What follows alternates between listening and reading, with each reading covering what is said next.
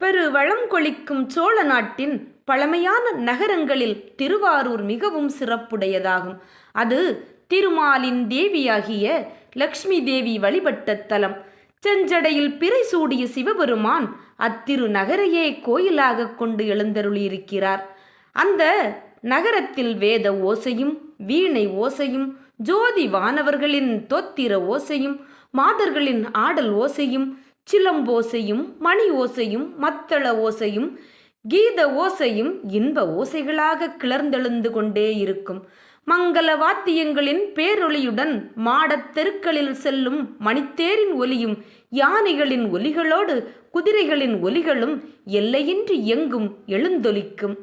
மாட மாளிகைகள், குளிகை மண்டபங்கள், கூட சாலைகள், கோபுர திண்ணைகள், நீண்ட சாளரங்களையுடைய கலையரங்குகள் இவற்றிலெல்லாம் ஆடல் மங்கையரின் அழகிய சிலம்பொலிகள் ஆரவாரம் செய்யும். மேற்கூறிய ஆடல் கணிகையரான பதியிலாரின் மாளிகைகளுள் ஒன்றில் பார்வதி பிராட்டியின் தெய்வீக தோழிகளில் ஒருத்தியாகிய கமலினி அவதரித்தாள். அந்த கமலினியே மானுட பிறப்பில் உருத்திர கணிகையான பறவை என விளங்கினாள். அந்த பறவை வாழ்ந்த வீதியானது சிவபெருமான் சுந்தரருக்காக காதல் தூது நடந்த சிறப்பை பெற்றது. அடிமுடி அறிய ஒண்ணாத அண்ணலான சிவபெருமான் தமது திருவடிகள் தேய தமது தொண்டருக்காக தூது நடந்தாலும் அவரது செந்தாமரை பாதம் பட்டதாலும் அந்த வீதியும் அத்திரு நகரும் தெய்வ மணமும் சைவ மணமும் கமழும் தன்மையுடையதாக ஆயிற்று. வீடுகளிலிருந்து பெண்கள் சிவப்பேறிய கண்களுடன் வெளிவந்து செங்குங்குமத்தின் குழம்பை தெளிப்பார்கள். அப்போது அவர்கள் கூந்தலில் சூடிய பூச்சரங்களிலிருந்து மகரந்த பொடிகள் கீழே உதிர்ந்து செங்குங்கும சேற்றை உலரச் செய்யும். விடையேறி ஊர்வலம் வரும் வள்ளலான தியாகேச பெருமானுடைய திருவாரூரின் பக்கமெல்லாம் திருப்பதிகங்களின் இனிமையான ஓசை முழங்கும். அப்பதிகங்களை கிளிகளும் பாடும், நாகணவாய் பறவைகளும் கேட்கும். பிரகாசமான ஆபரணங்களும் பேரொலிகளும் நானாவித பண்டங்களும் வளங்களும் பல வழியாகவும் வந்து நிறைவதால் ஆவண வீதிகள் கடல் போலவே காட்சியளிக்கும். தெருக்களின் வேதங்கள் மட்டுமன்றி யானைகளும் மாறி மாறி முழங்கும். வான வீதியில் அழகான தேவர்கள் மட்டுமன்றி தோரணங்களில் மாவிலைகளும் சூழ்ந்திருக்கும். அங்கு தாழ்ந்த சடையினர், சைவர்கள், பெரும் தவசிகள், அறநெறியில் வாழ்ந்த முனிவர்கள், மறையோர்கள், இன்பத் துறவிகளின் விரும்பி வாழ்பவர்கள் முதலான பல்வேறு துறையினர்களும் நிறைந்திருப்பார்கள். இத்தகைய பழம்பெரும் நகரான திருவாரூரானது நிலமகளுக்கு அழகான நெற்றி பொட்டு போலவும் மலர் மகளான லக்ஷ்மி தேவி வாழ்வதற்கேற்ற செந்தாமரை மலர் போலவும் விளங்குகிறது. அத்தகைய பழமைமிக்க திருவாரூரிலே சூரிய வம்சத்தில் அனபாய சோழனின் குல முதல்வனாக மனுநீதி சோழன் என்ற ஒரு மன்னன் தோன்றி அரசாண்டு வந்தான். அவன் தன் மண்ணில் வாழும் உயிர்களெல்லாம் தன் கண்களைப் போலவும் தன் ஆவியைப் போலவும் பாதுகாத்து வந்தான். விண்ணகத்து தேவர்கள் மகிழ்ந்திடும்படி மண்ணகத்தில் எண்ணிலாத அறவேள்விகள் செய்து இணையற்றவனாக திகழ்ந்தான். அறம், பொருள், இன்பம் நிறைந்த அறநெறிகளிலேயே அவன் வாழ்ந்தான். அவனது ஆட்சி சக்கரம் அகிலமெல்லாம் சூழ்ந்திட சுற்றுப்புற மன்னர்கள் கப்ப பொருட்களுடன் கடை வாசலில் சூழ்ந்திட பகைகடிந்து அவன் நல்லாட்சி நடத்தினான். பழைய மனு நூலின்படி நீதி பரிபாலனம் செய்து மணிநீதி சோழன் என்றே தன் பெயரை ஆக்கிக் கொண்டான். புற்றிடங்கொண்ட பெருமானாகிய வன்மீகநாதரின் பூஜைக்குரிய படித்தரங்களை சிவாகம முறைப்படி அச்சோழ மன்னன் நியமித்தான். அவன் முற்பிறப்பில் செய்த தவத்தின் பயனாக அவனது தேவியின் திருவயிற்றில் ஒரு மகன் பிறந்தான். சிங்கக்குட்டி போன்ற அவ்வரசிளங்குமரன் நன்னெறியில் நின்று பல கலைகளையும் கற்று தேர்ச்சி பெற்றான். குதிரை ஏற்றம், யானை ஏற்றம், படைக்கல பயிற்சி, தேரோட்டுதல் முதலியவற்றையும் பயின்று பிறவி எடுத்தது ஒரு பாக்கியமே என்று போற்றும்படி சிறந்து விளங்கினான். அவன் பெயர் வீதி விடங்கன். அவன் தன் தந்தை மனம் மகிழும்படியான நற்குணங்கள் நிறைந்து தந்தையின் அளவில்லாத அன்பிற்கு பாத்திரமானான். அவன் இளவரசுக்கு தகுதி அடைந்து உதய சூரியனைப் போல் வளர்ந்து வந்தான். இவ்விதமாக அரசிளங்குமரன் வீதி விடங்கன் வளர்ந்து வரும் காலத்தில் ஒரு நாள் அவன் தன் அரண்மனையிலிருந்து உலவ கிளம்பி பல இளங்குமாரர்களுடன் சேனைகளும் தன்னை சூழ்ந்து வர மாட வீதியில் வழியாக தேர் ஓட்டிச் சென்று கொண்டிருந்தான். அவன் தேரோட்டிச் சென்ற அழகான மாட வீதியில் அவனுடைய தேருக்கு முன்னாக மங்கள பாடல்கள் ஒரு பக்கம் வாழ்த்தொலி பாடிய வண்ணம் சென்றனர். மணங்கமலும் கூந்தலையுடைய மங்கையர் கை வளையல்கள் சிந்தச் சென்றனர். முரசங்களும் சங்குகளும் ஒருபுறம் முழங்கின.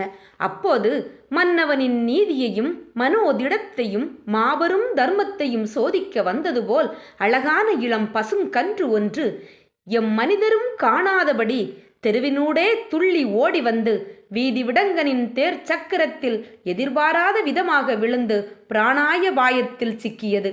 தேரின் சக்கரம் வேகமாக உருட்டப்பட்டதால் அந்த கன்று தன் உயிரை இழந்தது. அதை கண்டு உருகிய தாய்ப்பசு கதறி ஓடி வந்து துடிதுடித்தது. வாயில்லாத அப்பசு அலறி நெஞ்சு சுழன்று மனம் சோர்ந்து மனம் நடுங்கி கீழே தெருவில் விழுந்து மண்ணில் புரண்டது. அத்தாய் பசுவின் கதறலையும் துடிப்பையும் கண்ட அரசகுமாரன் மனம் வருந்தினான். வந்துவிட்டது இங்கே அபாயம் என்று சொல்லி தடுமாறினான். உயிர் பதைத்தான். உயிர் நீத்து கிடந்த கன்றை பார்த்து பெருமூச்சு விட்டான். நெஞ்சமெல்லாம் துயரில் அழுந்த அறிவிழந்து பொறுமினான். இந்த பசுவும் கன்றும் என் உணர்வனும் பெருமையும் இன்று மாளும்படி இப்படி நேர்ந்துவிட்டதே, நான் என்ன செய்வேன் என்று வீதி விடங்கன் மனம் இடிந்தவனாக தன் தேரிலிருந்து கீழே விழுந்தான். அலரும் தாய் பசுவை பார்த்து பார்த்து அவன் ஆருயிர் பதைத்து சோர்ந்தான். தெருவில் செத்து கிடக்கும் பசுங்கன்றை பார்த்து பார்த்து நீண்ட பெருமூச்சிழைத்து இறங்கி நின்றான். மலர்த்தலை உலகம் காக்கும் மனுநீதி சோழர் எனும் மாபெரும் மன்னராகிய என் தந்தைக்கு இந்த பெரும் பழியை இப்பூவுலகில் சுமத்தவோ நான் பிள்ளையாக பிறந்தேன் என்று வீதி விடங்கன் பரிதவித்தான். அறியாது வந்து சேர்ந்த இப்பழியை மாற்றும் வகை என்ன? மாமரை நூல் ஓதும் வாய்மையாளரான அந்தணர்கள் விதிக்கும் வழியில் பரிகாரம் செய்வதே தர்மம் என்றால் என் தந்தையார் இதை அறிவதற்கு முன்பே அந்த பரிகாரத்தை செய்வேன் என்று வீதி விடங்கன் தீர்மானித்து கொண்டு தன் சிந்தனையிலுள்ள வெந்துயரெல்லாம் தீர்வதற்கு திருமறையவரின் இருக்கையை நோக்கி சென்றான். அப்போது வாயில்லாத பசு என்ன செய்தது?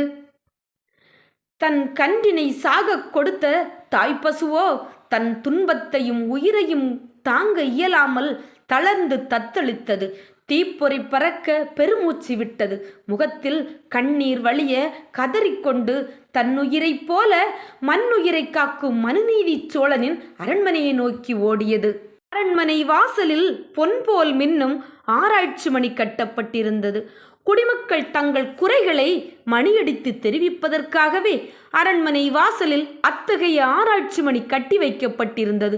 அந்த மணியை தாய்ப்பசு தன் கொம்பினால் பலம் கொண்ட மட்டும் ஆட்டி அடித்தது.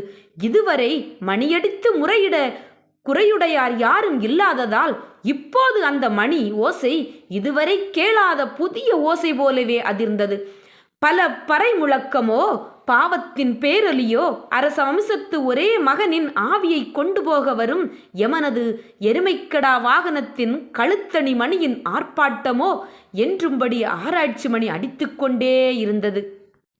அந்த மணியின் ஓசை மனுநீதி சோழனின் செவியிலும் புகுந்து இறைந்தது. உடனே சோழ மன்னன் திடுக்கிட்டு அரியாசனத்தை விட்டு குதித்து ஓடி அரண்மனை வாயிலிலே அடைந்தான். அங்கு நின்ற காவலர்கள் அரசனை வணங்கி, இந்த பசு எங்கிருந்தோ வந்தது, இதுவரை தூங்கிய நம் மணியை இப்பசு தன் கொம்பினால் அசைத்து அடித்தது என்றார்கள். பசுவை மனுநீதி சோழன் உற்று பார்த்தான். அதன் துயர் கண்டு வருந்தினான். இப்பசு வந்து முறையிடும்படியாக இதற்கு நேர்ந்த குற்றம் குறை என்ன என்று தன் அமைச்சர்களை இகழ்ச்சியாக நோக்கினான். அப்போது கல்வி கேள்விகளில் முதியோரும் முன்பு நடந்ததை அறிந்தவருமான அமைச்சர் ஒருவர் முன்வந்து அரசனை வணங்கி, சோழ மன்னவரே, தங்கள் தவ புதல்வன் வீதிவிடங்கன் தன் மணித்தேரில் ஏறி தேர்ப்படைகள் புடைசூழ அரசுலாவும் தெருவில் தேரோட்டி போகும்போது இப்பசுவின் இளங்கன்று இளவரசனின் தேர்காலில் வந்து அகப்பட்டு இறந்தது. அதனால் வருந்தி தளரும் இந்த தாய்ப்பசு இங்கே வந்து நீதிமணியை அடிக்கிறது என்றார். இதை கேட்டதும் கன்றினை இழந்த பசுவைப் போல மனுநீதி சோழன் மனம் வருந்தினான். இந்த வினை எப்படி வந்து சேர்ந்தது என்று புலம்பினான். நஞ்சு தலைக்கேறினார் போல மயக்குற்று கீழே விழுந்தான்.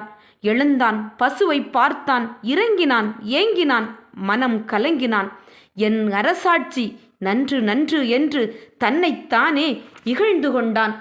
மண்ணுயிரையெல்லாம் தன்னுயிரென காத்து வையகத்தை எல்லாம் ஒரே நீதியுடன் பரிபாலிக்கும் மன்னவனாம் என் அரசாட்சி நன்று நன்று என்று ஒரு சமயம் பொறுமுறுவான். பிறகு அதற்கு என்ன செய்தால் தீரும் என்று விம்முவான். தன் இளங்கன்றை காணாத தாய்ப்பசுவின் முகத்தை பார்த்து பார்த்து மன்னவன் படும் துயரம் அளவில்லாமல் பெருகிக் கொண்டே இருந்தது.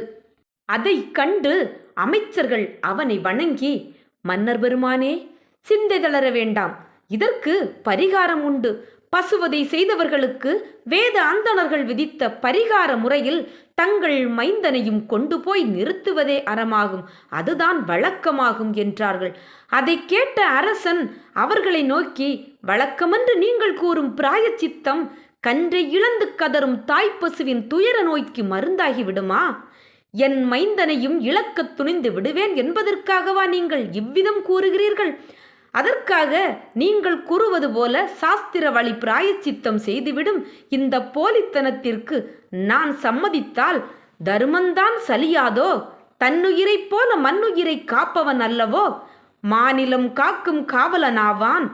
அவன் மண்ணுயிர் காக்கும் போது தன்னாலும் தன் பரிசனங்களாலும் பகைவர்களாலும் கள்வர்களாலும் கொடும் மிருகங்கள் முதலான ஏனைய உயிர்களாலும் துன்பம் விளைவிக்கக்கூடிய 5 பயங்களையும் தீர்த்த அறத்தை காப்பவனல்லவோ?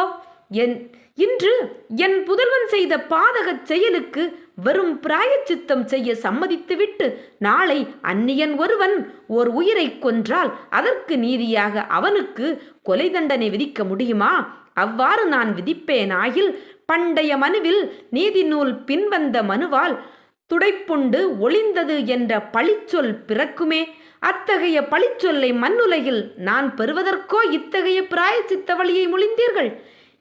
இவ்வாறு குறுக்கு வழி கூறுவது மந்திரிகளுக்கு வழக்கம்தான் என்றான். அவ்வாறு அரசன் இகழ்ந்துரைப்பதை கேட்டு மதி அமைச்சர்கள் எதிர் நின்று, அரசே, இத்தகைய நிகழ்ச்சி இதற்கு முன்பும் நடந்திருக்கிறது. இதற்காக தாங்கள் அருமை மகனை இழக்க முயல்வது மரபன்று. வேத விதிப்படி பரிகாரம் செய்வதே தொன்று தொட்டு வரும் பழமையான நெறியாகும். தொன்னிலங்காவலரே என்று குறிப்பிட்டு கூறினார்கள். இதை கேட்ட அரசனின் முகமானது அனலிற்பட்ட செந்தாமரையைப் போல சிவந்து உலர்ந்தது. அவன் நீதி நூலின் உண்மைத்தன்மையை உணர்ந்தவனாகையால் மிகவும் வருந்தி கோபித்து அமைச்சர்களை நோக்கி, இவ்வாறு நீங்கள் பழுதே உரைத்தீர்கள். நீங்கள் கூறும் வேத வழி பிராயச்சித்த முறைகள் ஒருபுறம் கிடக்கட்டும். நேர்மையான உண்மை நிலையை நீங்கள் சிந்திக்காமலே பேசுகிறீர்கள். இதற்கு முன் இத்தகைய நிகழ்ச்சி எங்கே நடைபெற்றது? இந்த உலகில் வேறு எந்த பசு இத்தகைய பெரும் துன்பத்தால் பெருமூச்சு விட்டு கதறி நீதிமணியை அடித்தது? இந்திரன், பிரம்மன், திருமால் முதலான தேவர்களெல்லாம் வந்து வழிபடும்படி சிவபெருமான் வீற்றிருக்கும் இந்த திருவாரூரில் பிறந்த ஒரு உயிரை என் மகன் கொன்றுவிட்டான். ஆகையால் அவனை நான் துணிந்து கொல்வதே முறையாகும். இதை நினைவில் வைத்துக் கொள்ளுங்கள். மேலும் இப்பழிக்கு இனி செய்யக்கூடியது இதுவே ஆகும். கன்றினை இழந்து இந்த தாய்ப்பசுப்படும் மனத்துயரை அகற்ற முடியாத அரசனாகிய நான் இந்த தாய்ப்பசுவை போலவே என் மகனையும் இழந்து துயரப்பட வேண்டும். அதுவே தருமமாகும் என்று தன் முடிவை தெரிவித்து செயற்கரிய அரும்பொருள் செய்ய துணிந்தான். அமைச்சர்களோ அரசனின் முடிவையும் உறுதியையும் அறிந்து ஒன்றும் பேச இயலாமல் அஞ்சி அகன்றனர். நீதி தவறாத மனுநீதி சோழன் தன் ஒரே மைந்தனான வீதிவிடங்கனை உடனே அழைத்து வரச் செய்து அமைச்சர் ஒருவரை நோக்கி, பசுவின் கன்று இறந்த அதே வீதியிலேயே அவனை கிடத்தி அவன் மீது தேரை வேகமாகவும் பலமாகவும் செலுத்த கடவாய் என்று ஆணையிட்டான். அத்தகைய ஆணையை நிறைவேற்ற மனமில்லாத அந்த அமைச்சர் அவ்விடத்தை விட்டு சென்று தம்முடைய உயிரை தாமே மாய்த்து கொண்டான். அதன் பிறகு மனுநீதி சோழன் தன் மகனை தானே அழைத்து கொண்டு சென்று பசுவின் கன்று இறந்த அந்த வீதியை அடைந்தான். தன் குலத்திற்கு ஒரே ஒரு மைந்தன்தானே இருக்கிறான் என்பதையும் அவன் எண்ணவில்லை. தர்மத்தின் வழியில் செல்வதே தன் கடன் என்று கொண்டான். தன் அருமை புதல்வனின் மார்பிலே தேர் சக்கரம் ஏறி செல்லும்படியாக தானே தேரை செலுத்தினான். இத்தகைய மனுவேந்தனின் அபூர்வமான அரசாட்சி அரிதோ எளிதோ? கருணை வேந்தனின் இச்செயற்கரிய செயலைக் கண்டு மண்ணகத்தவர்கள் கண்ணீர் மழை பொழிந்தார்கள். விண்ணக தேவர்கள் பூமொழை சொரிந்தார்கள். அத்தகைய அரசியல் அண்ணலவன் கண்ணெதிரே காளை வாகனத்தின் மீது வீதிவிடங்க பெருமானாகிய சிவபெருமான் அவ்வீதியில் எழுந்தருளி விண்ணவர் கைதொழ காட்சி தந்தார். தலைச்சடையில் இளம் பிறை அணிந்து அருள்மயமான நெற்றி கண்ணொளி வீச இடது பக்கம் உமாதேவியாரோடு எப்பக்கமும் பூதகணங்கள் போற்றி இசைக்க காட்சி தந்தருளிய எம்பெருமானே மனுநீதி சோழன் போற்றி வணங்கினான். அவனுக்கு இறைவன் திருவருள் தந்தார். அந்நிலையில் பசுவின் கன்று மீண்டும் உயிர் பெற்று எழுந்தது. மனுநீதி சோழனின் மகனும் அமைச்சரும் ஒருங்கே உயிர் பெற்று எழுந்தனர். முன்னவனே முன் நின்றால் முடியாத பொருளுண்டோ? இளவரசன் தன் தந்தையின் காலில் விழுந்து வணங்கினான். அவனை எடுத்து தழுவி மனுநீதி சோழன் தன் நெடும் துயரம் நீங்கி பெரிதும் மனமகிழ்ந்தான். தன் கன்றினை கண்டு தாய் பசுவும் தன் துன்பம் நீங்கி மகிழ்ந்தது. அந்த கன்று தன் தாயை அடைந்து அதன் மடியில் அன்பு மீதூரப் பெருகிய பாலை பருகி கழித்தது. வெற்றி வேந்தனாம் மனுநீதி சோழனுக்கு திருவீதியிலே திருவருள் தந்த தியாகேச பெருமானின் கருணையையும் அடியார்க்கு எளியவனாகியவரும் பெருமையையும் ஏழுலகமும் எடுத்து கூறும். எவ்விதமாக அறவழி நிற்கும் எண்ணற்ற அடியவர்களுக்கு திருவருள் புரியும் வீதிவிடங்க பெருமான் எழுந்தருளி இருக்கும் திருவாரூரின் சிறப்பை நாம் வர்ணித்து சொல்வது எளிதான செயலோ? இத்தகைய திருவாரூர் நகருக்கு புற்றிடம் கொண்ட பெருமானின் பூங்கோயில் அகமலராகப் பொலிகிறது.